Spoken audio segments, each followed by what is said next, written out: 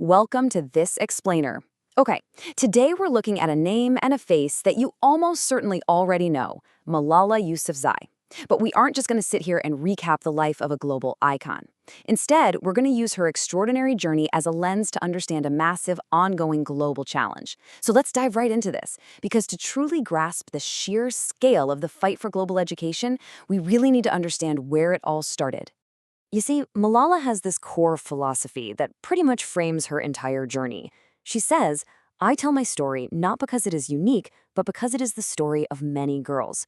Malala herself literally insists that her life isn't just one singular tale of triumph. It's actually a representation of millions of girls around the world who are actively fighting for their right to learn. By understanding her path, we're actually learning about the systemic barriers that hold countless young women back, and the incredible, almost unbelievable courage it takes to break them down. So, let's start at the beginning. Section 1, A Voice from Swat Valley. Born in 1997 in Mingora, Pakistan, Malala's early life completely defied cultural norms. In a culture where welcoming a baby girl wasn't exactly always a cause for celebration, her dad, Ziauddin Yousafzai, totally stood apart. He was a teacher, and he ran a girls' school right in their village. He was absolutely determined to give his daughter every single opportunity that a boy would have. And Malala, she absolutely loved school. It was her world. But then, in 2008, everything just flipped. Extremists, known as the Taliban, took control of their town in the Swat Valley.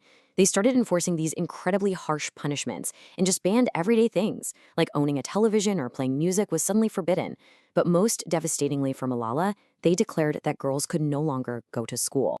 From there, her childhood escalated into activism incredibly fast. After saying this heartbreaking goodbye to her classmates in January 2009, literally not knowing if she'd ever see them again, Malala didn't stay quiet. At just 11 years old, think about that for a second, 11 years old, she began blogging about her experiences under Taliban rule for BBC Urdu. She spoke out publicly on behalf of girls and their absolute right to learn. And by 2011, her bravery was being recognized globally. Archbishop Desmond Tutu nominated her for the International Children's Peace Prize, and the Prime Minister of Pakistan awarded her the National Peace Award for Youth.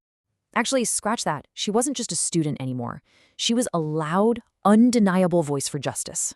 But using your voice against extremists comes with a terrifying cost. Section 2, The Target of Extremism. In October of 2012, while she was just on her way home from school, a masked Taliban gunman boarded her bus. He asked an exact chilling question, "Who is Malala?" And then he shot her on the left side of her head. It is just a horrifying moment where the harsh reality of standing up for basic human rights collided with completely unthinkable violence. Now, what happens next is absolutely crucial. She woke up 10 days later in a hospital in Birmingham, England. Doctors and nurses basically had to explain the attack to her and let her know that people all over the world were praying for her recovery. After enduring months of surgeries and just grueling rehabilitation, she joined her family in their new home in the UK. And it was in this moment that she had a profound realization. She had a choice, right? She could live a quiet, safe life, or she could make the absolute most of this second chance she'd been given. She chose the latter. She decided to dedicate the rest of her life to continuing this fight until every single girl could go to school. And from that deeply personal choice, something massive emerged. Section 3, A Global Movement Born. Fast forward to July 12th, 2013. It's her 16th birthday. Less than a year after she was nearly killed just for wanting to go to class, she stood up at the United Nations and delivered a powerful speech calling for all children to have access to education. It was such a triumphant moment. In fact, the UN officially recognized that day as Malala Day to honor her courageous advocacy and highlight the global struggle for education. And standing right beside her, as her ally and inspiration, was her dad. Together, they took major action by establishing the Malala Fund. And to be clear, this isn't just some symbolic gesture. It's a highly active organization dedicated to giving every girl the opportunity to learn and ultimately choose her own future. This became the core vehicle for her activism, transforming her individual voice into a powerful engine to support a global network of leaders and activists who are all fighting for girls' rights. And then, in December 2014, history is made yet again.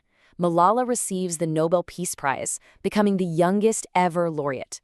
No way, right?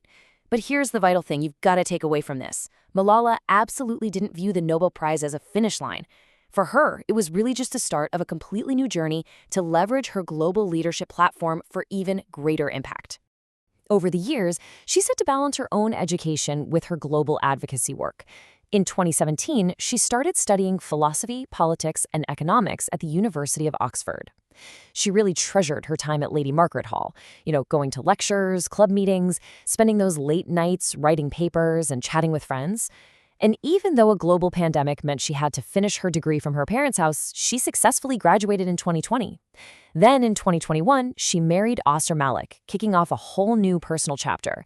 And if we fast forward to 2024, she celebrated the 10-year anniversary of the Malala Fund, marking a full decade of impact for millions of girls. She just continued to grow, all while traveling from Brazil to Iraq, meeting girls who are fighting poverty, war, and child marriage just to go to school. Which brings us to the staggering reality we still face today. Section 4, the fight for 122 million. Because, guys, the work is far from over. Today, the Malala Fund focuses its deepest grant-making and advocacy efforts on the ground in Afghanistan, Brazil, Ethiopia, Nigeria, Pakistan, and Tanzania. They are actively pushing for policies that strengthen secondary education and increase funding, taking on really complex barriers like systemic poverty and deep-rooted gender discrimination. A truly critical part of this current work is fighting gender apartheid. Recently, Malala has been speaking out louder than ever for the millions of Afghan girls who have been banned by the Taliban from going to secondary school, completely denied their basic rights. She's traveled to Johannesburg, New York City, and Islamabad to share these exact girls' stories directly. She's bringing their urgent demands and their call to end gender apartheid straight to global leaders. She's using her platform to make absolutely sure they are not forgotten. Now, I want to leave you with this number. 122 million. Take a second and just let the sheer scale of that sink in. 122 million. That is the number of girls who are currently out of school today. Behind that massive, almost incomprehensible statistic are individual girls with dreams, potential, and the fundamental human right to an education. It's an emotional gut punch, for sure, but it reminds us exactly why Malala's work and the work of the Malala Fund is so desperately needed right now. So we come right back to where we started. Malala's story is the story of many girls.